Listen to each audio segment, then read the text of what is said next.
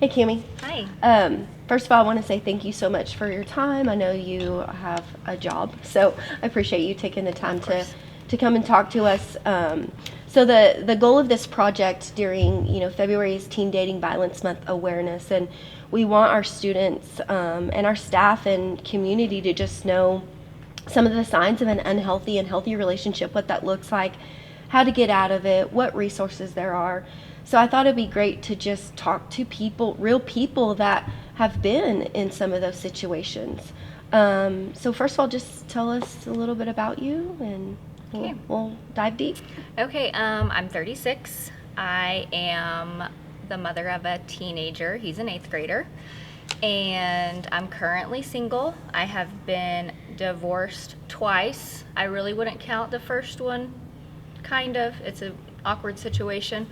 But now I'm single. I've been divorced for 5 years and living the dream. Okay, so I do have some questions from our student body and Okay. some of our staff about being single and what single life is like.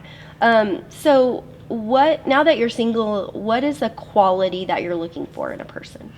The number one thing for me, I am a Christian, and so I'm looking for somebody who loves Jesus, first of all. But really, the main word I would describe is integrity. So that's going to encompass a number of things. I want them to be honest. I want them to be a hard worker. I want them to be respectful. So those are going to be the main characteristics. Okay.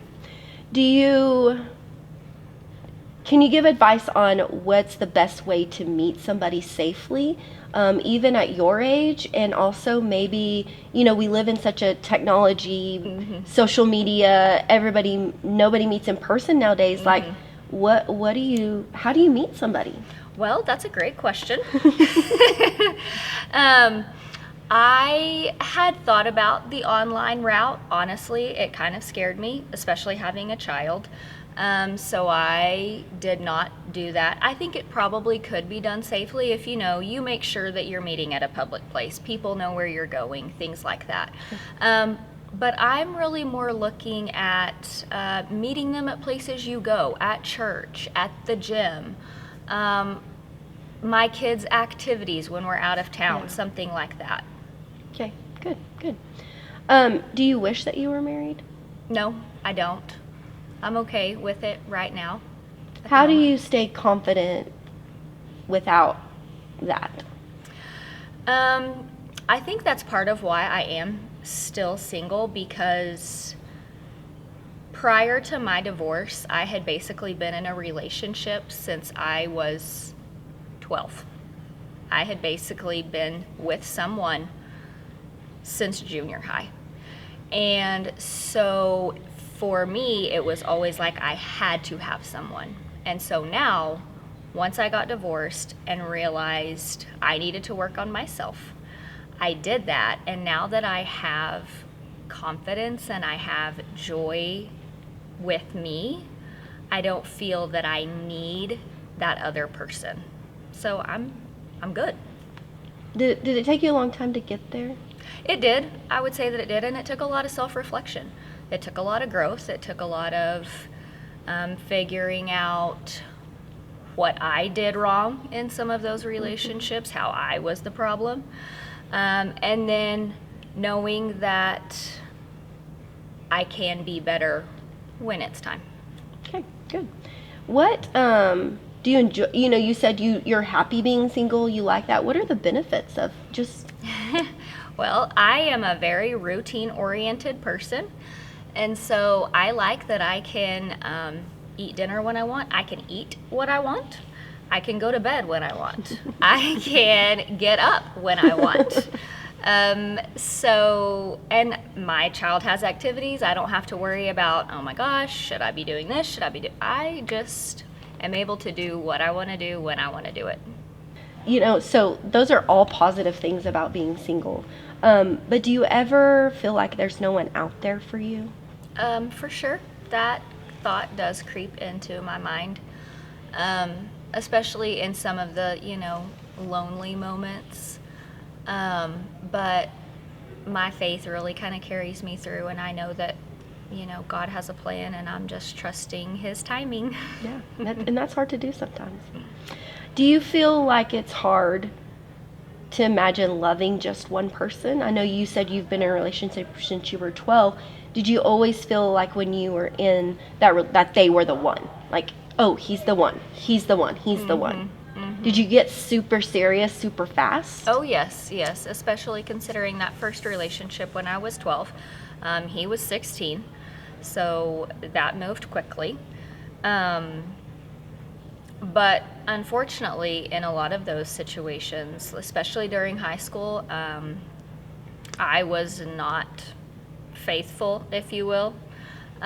So I would say then it is hard. I feel like now that I've gone through so many things, I don't think it would be hard. So do you think having so much life experience has matured you and helped you realize what kind of person you want to be when you do get into another relationship? For sure. I think that especially with the relationships that were so unhealthy, I have learned not only what to look for, but even the value of myself, and how there isn't just black and white. If you think there's a good thing, but you see that bad thing, but you're like, oh, it could maybe outweigh it. I think it's important to know that if there is that feeling that it's not right, then it's probably not. Good.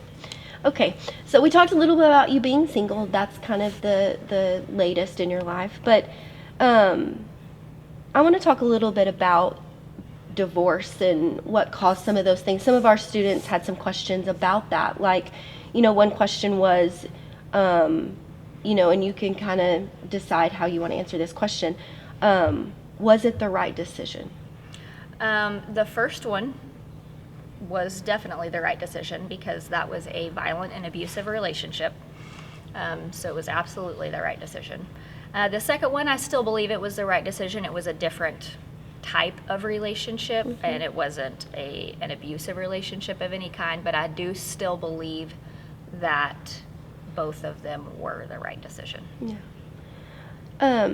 Was it hard to go through that? The first one wasn't because, as I kind of stated, I have gone from relationship to relationship, so I was in another relationship during that divorce. The second one was a little tougher. Obviously, I had a kid involved. We were living together. It was a bigger deal. And I was really more thinking about my child than myself. So it was a little tougher. Yeah. I think that plays a little bit. And also you had more life experience. And I think that's what some of our, teens need to know, that when you have more life experience, you are better equipped to make some of these hard decisions. For sure. Because when you're trying to make all these adult decisions at such a young age, you have no experience to base it off of. Correct. Yeah. Okay. Absolutely. Good.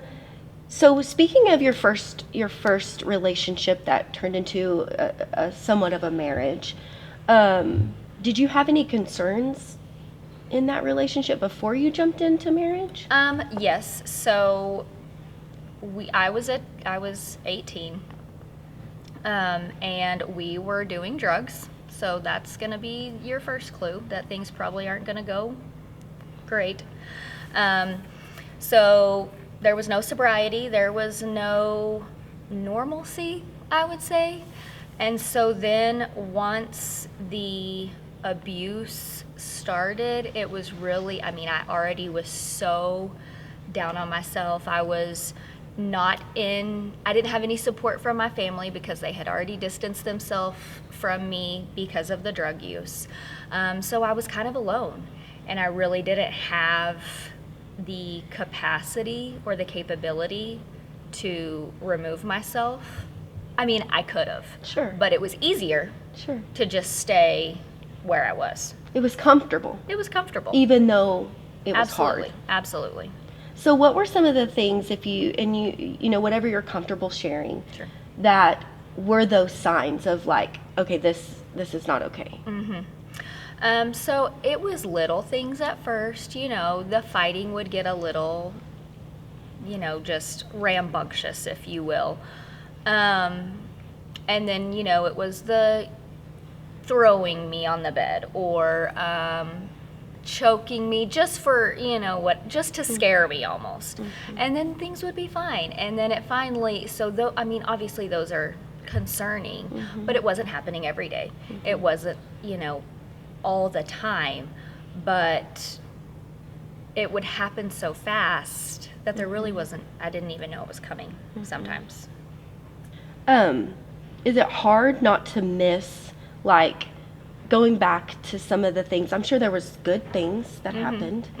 Even in that first abusive relationship, there was probably some good things. Do you feel like you held on to those good things to overcome the bad?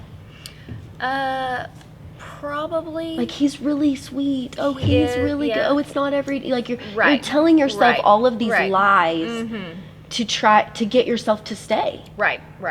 And we had so many things in common, and it was almost in that relationship just like a fantasy. Like, some things were so amazing, and like the feeling, the rush, the love that I felt for him, and I felt sorry for him. He had come from such a terrible background, and I felt like I had to be there for him. I was the only one that understood him, and he confided in me, and I needed to be there for him. But even in those moments, I think I knew deep down that none of that could outweigh the abuse. Do you think you sacrificed yourself for him? Oh, for sure. Absolutely. I think that happens a lot. It's like, I feel bad if I break up with them. I feel bad if I leave them because I don't want to hurt them. Right. So a lot of, we sacrifice ourselves in the name of trying to help somebody else. Right. Because if we leave, we're being selfish, or Right. they're going to hurt themselves. We've even gone to extremes where they're going to cut themselves, or they're going to kill themselves, or they're going to do these things if I leave. Right. Where in the end, we're not responsible for anybody else's choices. They are responsible for their own choices. Right. And I actually, in that relationship, I had gone to college. I was going to school about 6 hours away. He was here, and there was a situation. I had just gotten back there, and he called, and he was freaking out, and he had a gun, and he was going to kill himself. And it changed the trajectory of my life. I dropped out of college and came back here because I was so concerned that he was going to kill himself if I wasn't there. And obviously you can't do anything over, but it changed everything for me. And some of that, became an opportunity for you to, do things a little differently, but it does have negative consequences when we make those drastic decisions. For sure. Based on somebody else's choices and emotions and things like that. Yeah. Okay.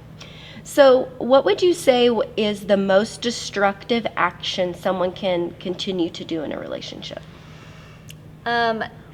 Obviously, if you are in an abusive relationship, allowing yourself to be treated like that is destructive for both of you. Because they are learning that they can treat people that way and it's normal, and you are learning or making yourself believe that you can be treated that way. But I think just if you have a feeling, if you know in your heart that something is uncomfortable, that something doesn't feel right, and not listening to yourself, not listening to your heart, that is going to be destructive, because you're just going to continue to lie to yourself instead of being confident in knowing that this may hurt this person, but it's better for me. Yeah. Can you be specific about some signs that like teenagers should look for in relationships that they're like, oh, okay, that's a red flag, or that's unhealthy, or ooh, that makes me kind of feel icky, or that's weird. Like, Yeah. Especially in high school, any sort of controlling aspect. If they are telling you you can't talk to somebody, if they are telling you you can't wear something specific, if they are telling you, and I know this is extreme, but I know that it is real, you can't fix your hair a certain way. You can't go to certain places. If they are trying to control your movements in any way, shape, or form, that's a red flag. That is concerning. yeah. I think also if there is even an anger issue where you feel scared, if there's fear, if there is a fear factor in that relationship, I think that's concerning. You should never be scared of the person that you're with, ever. Yeah. I think that leads into, a lot of times people or, teenagers will joke, oh, I'm just joking, like put you down or say negative comments about, boys and girls about, Oh, for sure. body image and personality and all of these things, and doing it in jest. Right. But it still is hurtful. Right. Those are also red flags. Would you agree? Absolutely. If they're making you feel less than in any way, if they are putting you down, if they are calling you names, but then saying they're joking, that's a problem.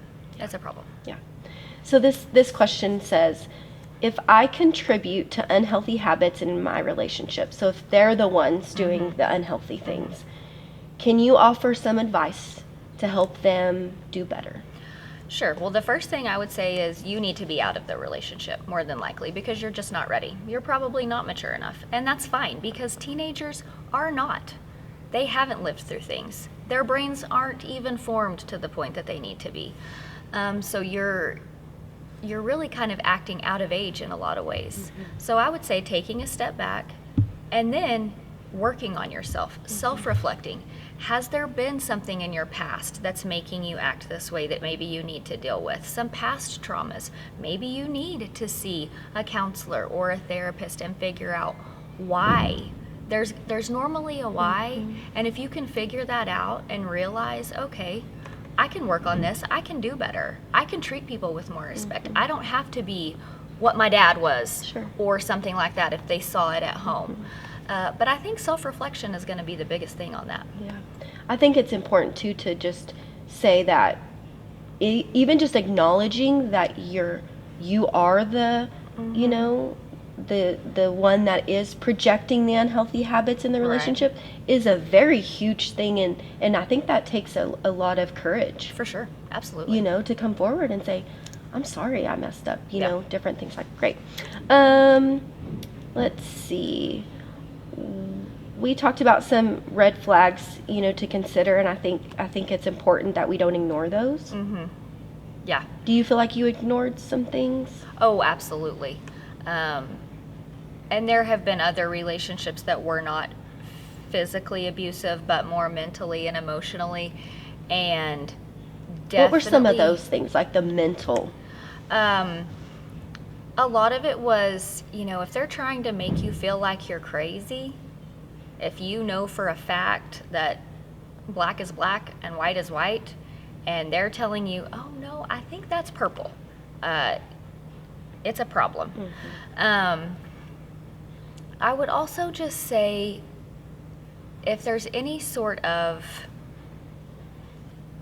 if you think that they're being dishonest, or if you think that it's too good to be true, or if you think they're leading you astray, if you feel uncomfortable because of the things they're asking you to do,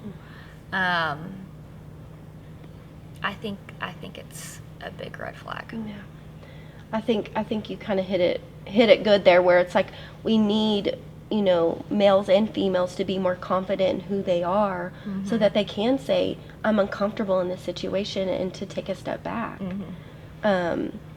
So going forward, what would you tell, like if we had a teen here and they're in a dating relationship, healthy or unhealthy, what would you say to them? Or what would you say to your son if he is in a any kind of relationship. So one thing that I have really started to think about as my child has gotten older, and I know that these things are on the horizon, is dating to marry. So at 14, at 16, are you dating to marry? Are you ready to be married? Are you ready to be in a relationship? Because normally what happens, just being frank, you get into a relationship, and those relationships are, even if they're healthy, then they're going to become physical. And if you're not ready for the repercussions of those types of things, then you probably shouldn't be in the relationship. So I think that kids think that this is the time of my life, so I'm just gonna let me just live it. Okay, that's okay, but you still have so much more, and some of these decisions that you're making right now could impact your desires and your dreams for the future. So be friends, have friends of the opposite sex, absolutely. But do you need to be dating? I don't think so, not necessarily, because I don't think you're ready to get married. And dating is fine. Sure. If it doesn't get so serious. Like, Sure. let's just have fun. Let's explore, because I think it's important to Yes. get out there and see what kind Absolutely. of people you like and what kind of, what relationships are about. Right. But I think there has to be a healthy boundary. Absolutely. Absolutely. And I think those types, so are y'all going to be hanging out by yourselves with nobody around? I mean, all the time? Is it a great idea? Yeah. Obviously, if you're mature enough to know the boundaries that you have, go for it. But if you don't have that maturity, I think that is one thing that kids really need to be honest with themselves about. What am I mature enough to handle? Yeah. Am I ready for something like this? And if you're not, then keep your boundaries where you know you're going to be safe, where you know you're going to be able to make right decisions, and you're not going to get yourself in a box that you can't get out of. These 4 years are some of the best years of their lives. Absolutely. And I always tell students that are in my office, I want you to look back and think, I loved high school, or it was so fun. I had so much fun with time with my friends, and I did all these things. And so I really want them to know that, dating can be such a beautiful and wonderful experience at this age, but it doesn't have to be so serious so fast. Just wanting them to realize also that it can be healthy. It can. And also to recognize the little signs that are unhealthy. Yeah, absolutely. Hey, share your location with me. Yeah. Or give me your Not password normal. Yeah. to your phone, or your passwords to your social media. I think those are boundaries that shouldn't be crossed until you are at the marriage phase. Correct. Yeah, absolutely. So is there anything else that you would like to add, or? I don't think so. Okay. Well, thank you for your time, and Of course. appreciate it. Absolutely. Dilma, we're so grateful that you're here from the Crisis Center to help us today and give us resources of what you guys offer and things like that. One of the other things that I want our students to know is, what are the signs of that they're in an unhealthy relationship? Okay, what we see, Randy, is a lot of the times when teens are starting to date, we see a lot of control from one side. So a lot of the times, when people say, we're dating, so I want you to start spending more time with me. So the pulling away from family members or friends. We see a lot of the control, or people becoming more possessive of one another. That's not necessarily a healthy relationship. We understand kids want to spend time together, hang out, and that, but when it becomes more of I don't want you to talk to your friends anymore, I don't want you to talk to this person, or I don't want you to spend time with them, that can become a bad situation, because they're being isolated. That person is isolating you from your support system, from your friends, and so then it becomes when you are in that relationship and you are in danger, then you are then sometimes afraid to reach out for help. You don't want to come to your parents. Maybe you don't want to go to your friends because you feel like, you've Yeah. you've pulled away and that they won't believe you. So it just becomes harder for someone to come back and ask for help. And if and I think that that's part of something that when you're being isolated, if they check your phones, if they want to track your location, to know where you are. So my other question is, would you say that an abusive relationship would be like if your significant other is like jokingly making fun of you or Yes, putting you down. or making you feel, in a Yes. joking way? Because I think a lot of times we see that where they're like, oh, I'm just joking. Yeah. Oh, I'm just joking. Yeah. Yes, and yes, of course, that is something too that people will say, oh, it was just a joke. I didn't mean it. I'm so sorry. But then it becomes a pattern, and they do it again and they do it again. So then it becomes, that person just becomes vulnerable, and that's something that is not okay, and kids should know that. They should say, like, maybe this is not really what I want in a relationship. And a lot of the times they want to do, or they want to justify what their actions by saying, well, it's just, I love you, so I want to spend a lot of time with you. Do you love me? Then, I should be a priority. And that's not okay. A healthy relationship should be a relationship that, has boundaries, healthy boundaries, and it should be, both parts should be supportive of each other and understanding of each other. We always tell, parents, like, check in, talk to your kids.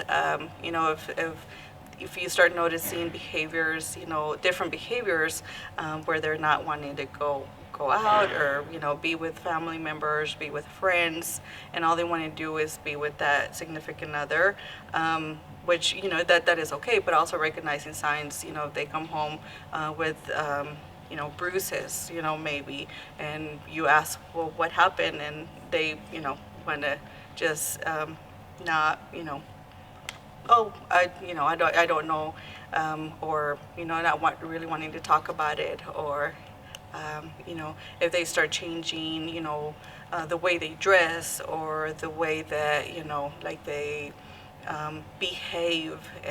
There's different things that, you can, as a parent, I think, we know our kids, and we can, help identify if they are going through an abusive relationship.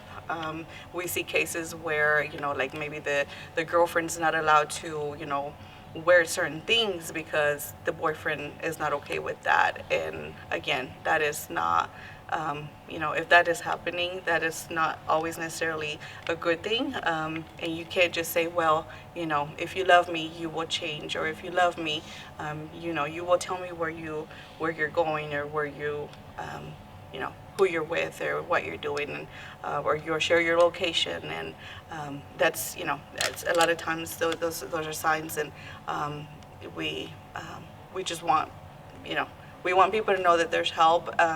They can call, they can talk to their school counselors, they can talk to their friends. Please talk to your parents, and then always, know that we are available as well. Again, I want to stress about our services being confidential. So if you are, again, wanting to reach out and just wanting to talk to someone about, like, this is what's going on in our relationship, and I don't always feel like it's good, but it's not always bad. But also know that if it's bad, a lot of times bad, it could be going to, where then hard for you to get out of that relationship, and, just become not a safe thing for you. So anyway, if you guys want to talk to your counselors, your parents, or us, know that you're not alone, and that we are available. So our services are bilingual. Our advocates are bilingual. I'm sorry, and so we can if somebody wants to call and they feel more comfortable speaking to us in Spanish, their native language, then that is something that we can provide. And so let's not, forget that, especially when they're going through abusive situations and English is their second language, they feel just maybe more comfortable speaking to us in Spanish, and we can provide that service, just as well as we can in English. And so, yes. Yes, Well, ma'am. thank you so much for your talk, Delma. We You're appreciate you. welcome. Thank you so much.